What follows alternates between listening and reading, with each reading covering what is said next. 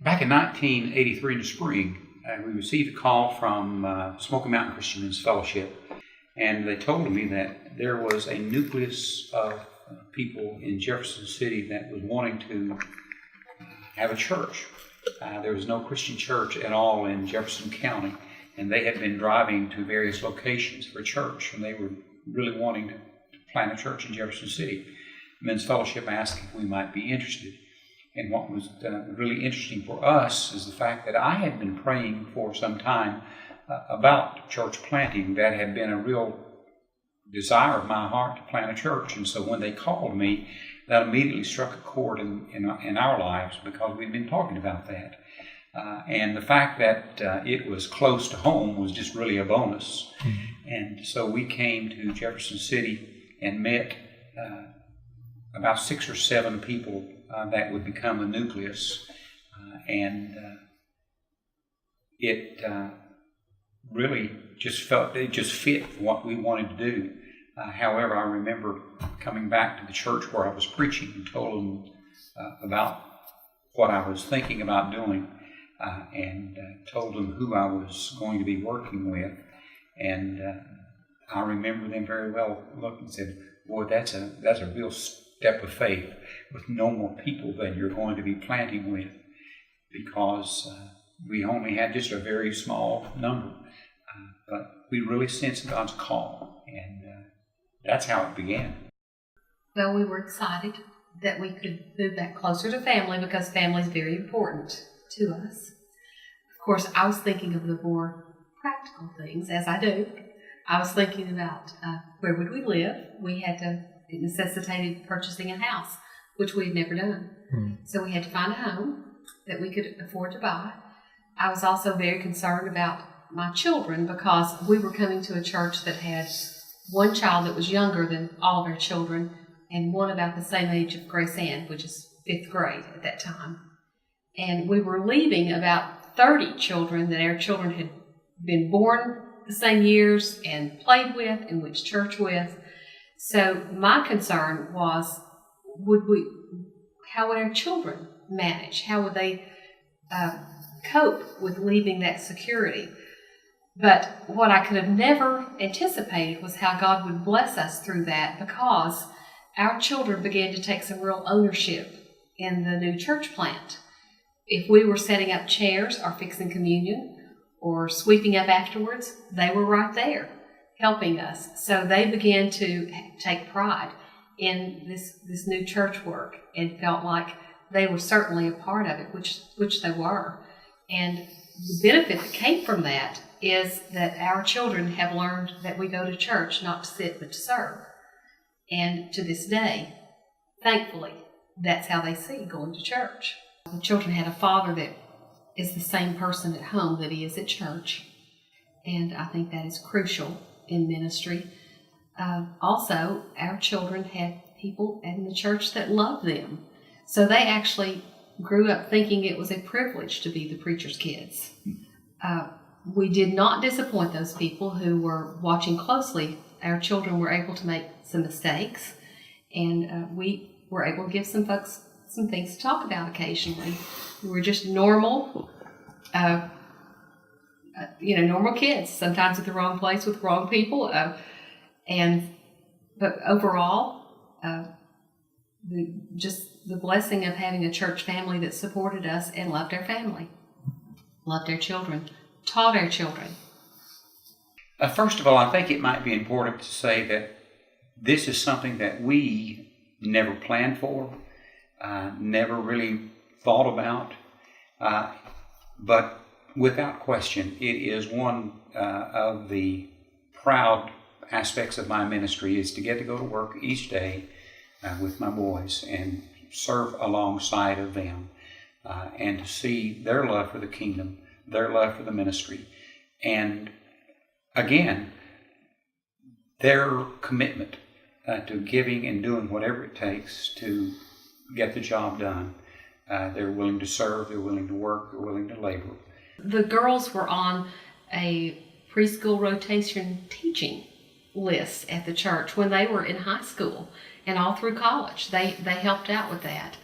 And still yet today, because they have children in the children's department, they are serving in the children's department at their church. And of course, Rebecca enjoys singing, and she's helping. She helps lead worship in the contemporary services at First Christian in Johnson City. Grace Ann just completed leading a grief support group on Wednesday nights, so she's using her Carson Newman and her University of Georgia education in the ministry, and that's what we want to see them doing. I think they've just carried right on with what they grew up in. They've taken it to every church that they've been a part of, and I'm thankful for that once again, they go to serve, not sit. I'm confident with Luke and John and Melissa serving. They have absolutely the best interests of the church. They serve with integrity. And so I'm excited from that standpoint.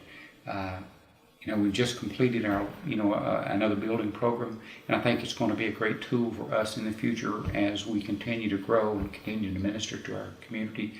So, very excited about what I see God is going to do with us in the future. One of the highlights of my ministry is being able to baptize my grandchildren. I don't know that pastors and preachers have that opportunity and are close enough to be able to, to baptize their own children and their grandchildren. But that has been one of the wonderful aspects. And as Molly said, our grandchildren have chosen to come back to our church and be baptized in our congregation. And that has been one of the great thrills of my life. But once again, just as the people of our congregation have loved our children and encouraged them, they continue to do the same thing for our grandchildren. They make our grandchildren feel special when they visit on a Sunday or get to come to any kind of activity that we're having. So, David wrote in Psalm 139, he talked about God being aware of his life and how he watched over his life and how he knew what David was going to say even before it was formed on his tongue. But at the end of that psalm, David just poured his heart out to God, and he said, "Search me, O God, and know my heart, and try me and know my anxious thoughts, and see if there is any wicked way in me, and lead me in the way everlasting." And that passage of Scripture has in both ways, it has been an encouragement and it has been haunting, because as a minister, one of the fearful things that I think every preacher, if he's worth his salt, he has to know that when he goes before the congregation on Sunday morning, that he is striving, not always living up to it, but he's striving to live what he preaches. And that passage of Scripture encourages me to seek the Lord, but it also, in a sense, it scares me, because it says, "And see if there's any wicked way in me, and lead me in the way everlasting." Because to have to get into the pulpit for any preacher, I would think, and to be hypocritical, it would be absolutely one of the most difficult things that he would ever have to accomplish, is to try to preach knowing he's not living up to what he is preaching and what he's teaching. And so that passage of Scripture often comes to my mind as I think about it and as I pray about it. It's there a lot because I have to seek God's wisdom. I have to ask God to search my heart. And I would be less than honest in saying there's times in all of our lives when we are not as diligent as we should be in prayer. We're not as diligent. And preachers go through those seasons just like anybody else. We're normal people. Romans 12:12, to be joyful in hope, patient in affliction, and faithful in prayer. And that was the Scripture that carried us through the years that, or me personally, carried me. So I held it close when we were going through our grandson battling cancer. But it has just become more and more meaningful to me to continue in those things, in hope, in patience, in faithfulness, and prayer, which applies to not just those critical times, but just daily living. When we came here, Molly and I prayed that we would be able to stay long enough to raise our children. Didn't imagine it would be 30 years, but we wanted our children to have a place to call home, because we have, over the years, been able to observe ministers who stay a few years and go. And as a result, in not only going to college with kids, they're from an area, but it wasn't home. It was just a place where their dad was presently in the ministry. And so we really prayed that God would give us the opportunity to raise our children in a place that they could look back and say, well, that's home. And I'm grateful for the fact that our children look back and say, Jefferson City is home. They have roots. They have an identity. And I think that's important for us, for them.